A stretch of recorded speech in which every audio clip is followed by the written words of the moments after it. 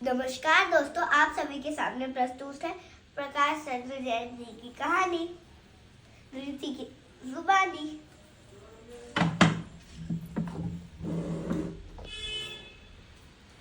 एक बार का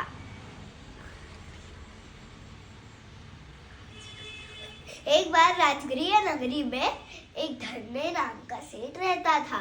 उसकी 4 बहुएं थी। एक दिन धन्य ने सोचा कि मैं मेरे कुटुंब में सबसे बड़ा हूँ। क्या होगा अगर मैं अचानक मर जाऊं, मेरी तबीयत खराब हो जाए या फिर मुझे काम की वजह से कहीं बाहर जाना पड़े, तो मेरे इस कुटुंब का क्या होगा? कौन इसे समझाएगा सही गलत?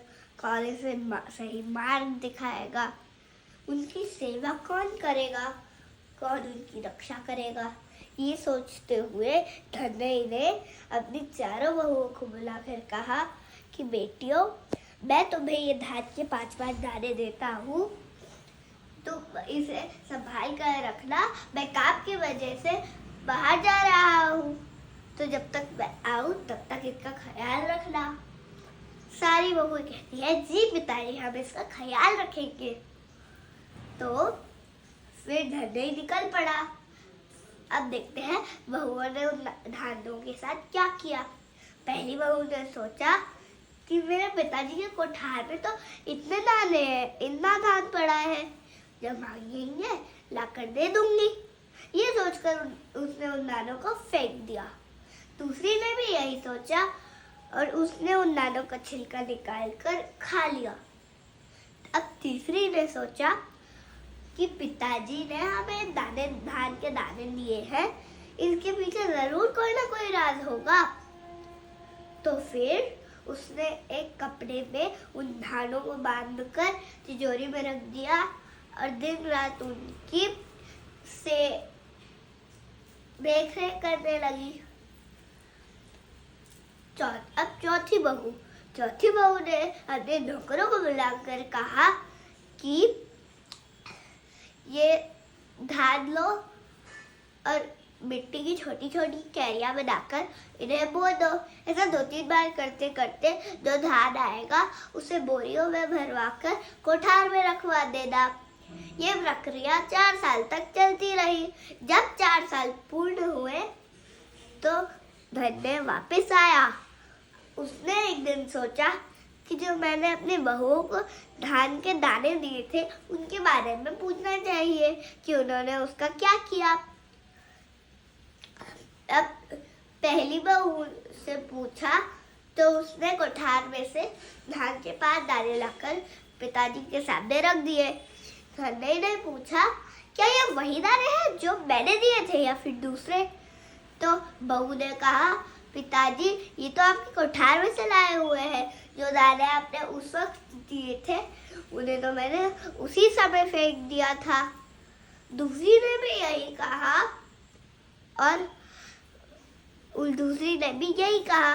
उन दोनों को धन्य ने रसोई और घर के कामों में लगा दिया। अब तीसरी की बारी आई। तीसरी ने अपनी तिजोरी में से धान के 5 दाने निकालकर पिताजी के सामने रख दिए।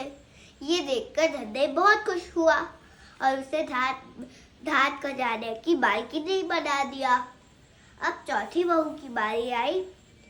उसने कहा, पिताजी, जो धान के दाने आपने दिए थे मुझे, वो धान के दानों को मैंने बो दिया और उससे जो अनाज निकला उन्हें मैंने बोरियों में भरवाकर कोठार में रखवा दिया है। यहाँ लाने के लिए गाड़ियों की आवश्यकता होगी।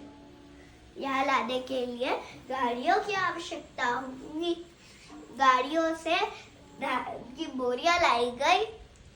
ये देखकर धन्य बहुत खुश हुआ और उसे घर की सारी चाबियां देते हुए कहा कि अब तो तुम हो एक घर की मालकिन।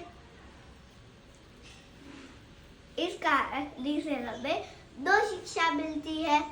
पहली, वो अनाज का एक दाना किसान के खून, पसीने और मेहनत से बनता है। हमें इसकी कद्र करनी चाहिए। दूसरा, मेहनत और समझदारी से किए हुए काम में हमेशा सम्मान मिलता है। जय जवान जय किसान, मतलब बॉर्डर पे जवान और खेतों पर किसान, यही तो है हमारे भारत की शान। हमेशा करो इन दोनों का सम्मान। चौथी बहू जानती थी एक एक दाने की कीमत, क्योंकि उसके पिता किसान थे।